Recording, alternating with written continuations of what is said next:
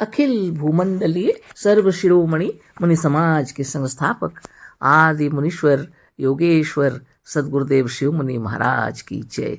उपस्थित मुनि वृंद, साधु सज्जन वृंद, संत वृंद, साधक वृंद, आध्यात्म ज्ञान के जिज्ञासुओं और प्रेमियों, सभी श्रोता वृंद, आप सभी को मेरा कोटिशः नमन, सप्रेम जय जीव। तो आध्यात्मिक चर्चा चल रही है और हम लोग सदगुरुदेव शिव मुनि महाराज रचित ग्रंथ ईशावास्य उपनिषद का निष्पक्ष भाष्य के अंतर्गत अध्याय 5 पर चर्चा कर रहे हैं। वेदों के वचन है ना, और इन्हीं वेदों के वचनों को सदगुरुदेव बहुत सुंदर से भाष्य करके हम लोग को बतला रहे हैं। ईशावास्य उपनिषद का यह 5वां मंत्र है और भाष्य करके गुरुदेव सुंदर से समझा दिए और यह भी दिखा दिए कि जिस पर लोग गर्व करते हैं, स्वामी दयानंद सरस्वती जी जैसे महान विभूति ने भी पाठकों को धोखा दे दिया है ना। वो जो अर्थ किए हैं वो वेद मंत्र के अर्थ ही नहीं। और आगे हम लोग पढ़ते हैं। गुरुदेव बतला रहे हैं कि मजहबी लोगों ने वेद मंत्र से अपने अपने मजहबी भगवान को सिद्ध करने के लिए कितनी अनर्गल और झूठी बातें कह डाली हैं और वेद मंत्रों के तात्पर्य को चौपट करके कितना अनर्थ किया है। वेद के मंत्रों में तो यदि वर्णन है तो वह स्वास्थ्य संबंधी बातें हैं, योग साधन संबंधी बातें हैं, आत्मज्ञान संबंधी बातें हैं और मनुष्यों के करने योग्य शुभ भावना सहित संबंधी शुभ भावना संबंधी बातें, बहुत सी सीखने योग्य और जानने योग्य बातें हैं। पर मजहबी ईश्वर का वर्णन वेद भर में कहीं नहीं है। सदगुरुदेव शिव मुनि महाराज की जय। आगे गुरुदेव लिखते हैं, यही नहीं, हम पहल यह भी कह रहे हैं कि दावे के साथ डंके की चोट से कह रहे हैं कि वेदों में कहीं अश्वमेध आदि यज्ञों या यज्ञों का भी वर्णन नहीं है और ना उसमें हवन का वर्णन है, जिसे आज समाजी और आजकल के सनातन धर्मी किया करते हैं। सोचिए, बहुत इससे पहले के अध्याय में भी गुरुदेव सिद्ध कर दिए हैं है ना, कि वेद में कहीं भी अश्वमेध आदि यज्ञों का वर्णन भी नहीं है, जिसको आज समाजी आजकल के सनातन धर्मी किया करते हैं। संसार के सामने हम इस बात को दावे के साथ रखते हुए आशा रखते हैं कि आगे की संस्कृत जानने वाली संतान इस पर अवश्य विचार करेगी। वेद के जिस जिस मंत्र को पढ़ कर मजहबी लोग हवन और यज्ञ आदि किया करते हैं, उन मंत्रों में कहीं आर्य समाजी सनातन धर्मी अथवा किसी मजहब के मजहबी हवन का या किसी यज्ञ का वर्णन नहीं है। हवन शब्द का या स्वाहा शब्द का वह अर्थ किसी तरह से नहीं है जो मजहबी लोग लगा रहे हैं। आश्चर्य की बात अवश्य है, पर है नितांत सत्य। स्वाहा और हवन का अर्थ जलाना या किसी चीज को आग में डालना नहीं है, पर इस बात का विस्तार के साथ स्थाना भाव के कारण यहाँ नहीं लिख सकते। इस बात को हमने अपनी बनाई हुई पुस्तक परमार्थ प्रकाश में बड़े विस्तार के साथ लिखा है ना। किताबों को पढ़ लीजिएगा, परमार्थ प्रकाश में गुरुदेव लिखे हैं। आगे पढ़ रहे हैं, वेदों के इस विषय के शब्द और मंत्रों का यथार्थ अर्थ जानने के लिए इस परमार्थ प्रकाश नाम की पुस्तक को देखना आवश्यक है। वह विषय और लेख स्वयं इतना बड़ा है कि हम उसे यहाँ नहीं लिख सकते, पर उसको देख लेना नितांत आवश्यक है। हमारे शिष्य तो नहीं, पर हमारे विरोधी इस तौर से हमारे सिद्धांतों और हमारी इन पुस्तकों के अधिक प्रचार की संभावना देखकर इसे रोकना चाहते हैं। अतः कहते हैं कि आप अपने लेख में दूसरी पुस्तकों का हवाला क्यों देते हैं, पर वह यह नहीं सोचते कि संसार में कोई ऐसा लेखक नहीं है जो अपनी पुस्तक में या अपने लेख में दूसरी पुस्तकों का या दूसरे लेखों का हवाला नहीं देता। लोगों का कहना है कि आप तो अपनी ही बनाई हुई पुस्तकों का हवाला देते हैं। इसके लिए हम विवश हैं, क्योंकि दूसरी पुस्तकों में यह यथार्थ बात मिलेगी ही नहीं। दूसरी पुस्तकों में तो इस विषय की वह बातें मिलेंगी जो यथार्थ से बहुत दूर हैं और नितांत असत्य हैं। आप तो हमारे सिद्धांतों के विरोधी होने के कारण चाहेंगे ही कि हवाला किसी मजहबी ग्रंथों का दिया जाए जिसमें लोगों को उन पुस्तकों का परिचय ना मिले, जिससे आपके सिद्धांतों का, आपके झूठे ग्रंथों और लेखों की पोल खुल जाए।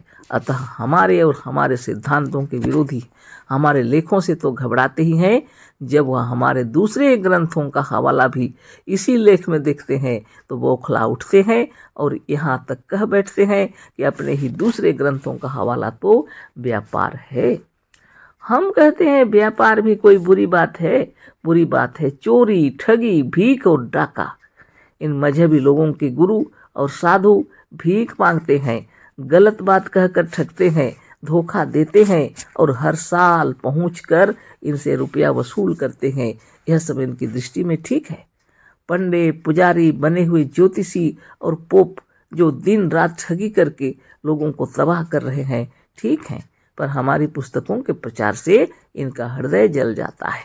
इनके गुरु जो इनके कान में केवल फूंक मारकर धोती, गमछा, सीधा फल, मेवा, नारियल और चांदी, सोना लेकर उसको गलत तरीके से अपने स्वयं के उपभोग में लाते हैं, वही ठीक करते हैं। पर मुनि समाज में जो 5 रुपया प्रवेश शुल्क और 1 रुपया वार्षिक चंदा लिया जाता है, यह सब पहले की बातें हैं, अभी ज़्यादा लगते हैं, है ना। गुरुदेव लिखे हैं जो 5 रुपया प्रवेश शुल्क और 1 रुपया वार्षिक शुल्क था बहुत पहले, तो वह इनको खलता है। तो गुरुदेव कह रहे हैं सिर्फ 5 रुपया भी यदि कोई ले रहे हैं प्रवेश शुल्क और 1 रुपया वार्षिक चंदा, यह भी इनको खलता है, जो किसी व्यक्ति के लिए नहीं समाज के लिए जाता है, या किसी व्यक्ति के लिए नहीं समाज के लिया जाता है, अभी भी लिया जाता है। संसार में कोई ऐसी समाज, संस्था, संघ या सोसाइटी नहीं है जो अपने मेंबरों से चंदा नहीं लेती और किसी न किसी रूप में प्रवेश शुल्क नहीं लेती। कैसे चलेगा काम? सभी लेते हैं। संसार में कोई भी ऐसी समाज, संस्था, संघ नहीं है, ऐसी सोसाइटी नहीं है जिसमें मेंबरों से चंदा नहीं लिया जाता। सब लेते हैं ना, नहीं तो कैसे चलेगा? प्रवेश शुल्क लेते हैं, सब लेते हैं।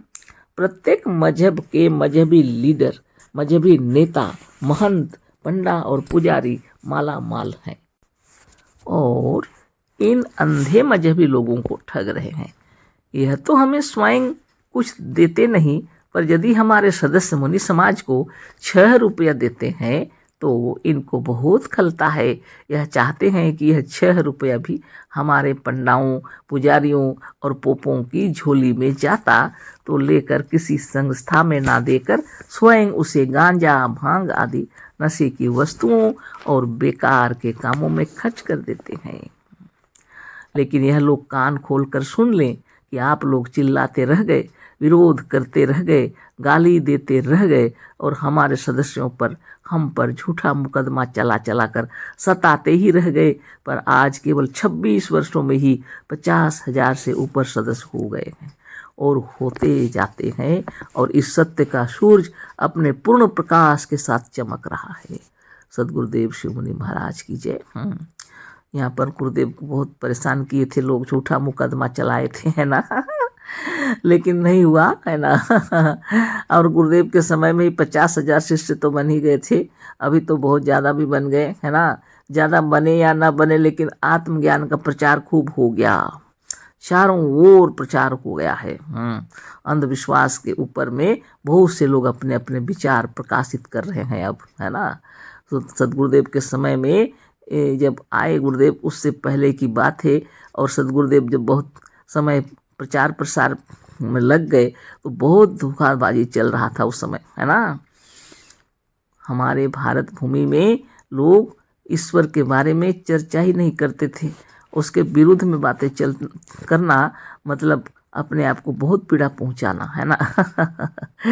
लेकिन ऐसे समय में भी सदगुरुदेव सद्ज्ञान का प्रचार किए हैं और गुरुदेव लिखते हैं आज केवल 26 वर्षों में ही, उस समय की बात है, 50,000 से ऊपर सदस्य हो गए और होते जाते हैं और इस सत्य का सूरज अपने पूर्ण प्रकाश के साथ चमक रहा है। आज पूरे भारतवर्ष में क्या विश्व में चमत्कार हो गया है ना। सद्ज्ञान का प्रचार हो रहा है निश्चित रूप से, और बड़े बड़े महात्मा लोग पहले से भी इसी तरह का प्रचार किए हैं। आगे गुरुदेव लिखे हैं, देखो इस बात को सुन लो, आप जितना ही इसका विरोध करेंगे यह बढ़ता ही जाएगा। आप कितना ही रोकें, हमारी बनाई हुई परमार्थ प्रकाश नाम की पुस्तक ने मजहबी लोगों की पोल को ऐसा खोल कर रख दिया और वेदों के यथार्थ अर्थ को ऐसे विस्तार के साथ साफ साफ दिखा दिया है कि आपके सिद्धांत चूर चूर होकर धूल की तरह उड़ रहे हैं। और इस परमार्थ प्रकाश का नाम की पुस्तक का खूब प्रचार हो जाने पर आपको यह कहने का साहस तक नहीं होगा कि हमारा मत भी वैदिक है। लोग जो अपने को वैदिक कहते हैं ना, वो सब गलत बता रहे हैं ना। आजकल जो आपको वैदिक कह रहे हैं, आजकल जो अपने को वैदिक कह रहे हैं, वह सर्वथा वेद के विरुद्ध हैं और वेद के नाम से अत्यंत असत्य का प्रचार करके धोखा देते हैं। हम कहाँ तक सत्य कह रहे हैं, इसे आप स्वयं परमार्थ प्रकाश को पढ़कर जान लेंगे।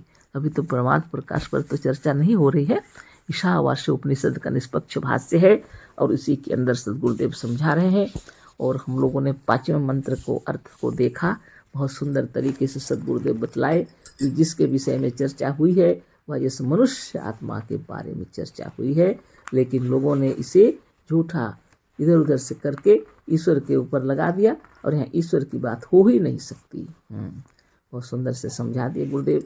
और आपने जाना कि वेदों में कहीं भी अश्वमेध यज्ञ आदि का कोई चर्चा नहीं है। और आजकल जो आग में यानी घी में जो आग में जो घी डाल रहे हैं, अनेक तरह से यज्ञ हवन कर रहे हैं मंत्र पाठ करके, यह सब झूठी बातें हैं। ऐसा कहीं वेद में लिखा नहीं है ना। पशुओं की बलि चढ़ाते हैं, कहीं वेदों में नहीं लिखा है सब, है ना। वेद में ऐसी बातें अनर्गल झूठी बातें बिल्कुल वेद में नहीं लिखी हुई है ना। ये तो लोगों को धोखा दिया जा रहा है। वास्तव में वेद में इसका वर्णन ही नहीं है। वेद में तो स्वास्थ्य संबंधी बातें हैं, योग साधन संबंधी बातें हैं, आत्मज्ञान संबंधी बातें हैं और मनुष्यों के करने योग्य शुभ भावना संबंधी बातें हैं। बहुत सी सीखने योग्य और जानने योग्य बातें हैं, पर मजहबी ईश्वर का वर्णन वेद भर में कहीं नहीं है। ऋषि मुनि बैठाकर सामने बिठाकर बहुत सुंदर से ज्ञान दिया करते थे और सबको सच्चा ज्ञान दिया करते थे, आत्मज्ञान दिया करते थे, योग संबंधी बातें बताया करते थे, योग साधन बातें बताया करते थे, योग साधन सिखाया करते थे और बहुत सी बातें जो जीवन में उपयोगी होंगी, ऐसे बहुत से ज्ञान दिया करते थे। और उन्हीं बातों को वेदों में लिखा गया है और फजूल बातों को लेकर के लोगों को धोखा दे रहे हैं। कहाँ का हवन और कहाँ का स्वाहा, सबका अर्थ गड़बड़ कर दी है लोगों ने। इन मंत्रों को पढ़ पढ़ करके लोग सनातन धर्मी और आज समाजी जो यज्ञ हवन करते हैं, सब झूठी बातें हैं, गुरुदेव लिख रहे हैं। अगर हो सके तो आप लोग परमार्थ प्रकाश मंगा कर पढ़ लीजिएगा, है ना। और आगे तो फिर कल चर्चा होगी। यह तो हो गया पूरा, यह अध्याय 5 है ना, और 5वां मंत्र भी पूरा हो गया। कल अध्याय 6 पर चर्चा होगी, है ना। अशेष धन्यवाद, कोटिशः नमन, सप्रेम जय जीव। सद्गुरुदेव शिव मुनि महाराज की जय।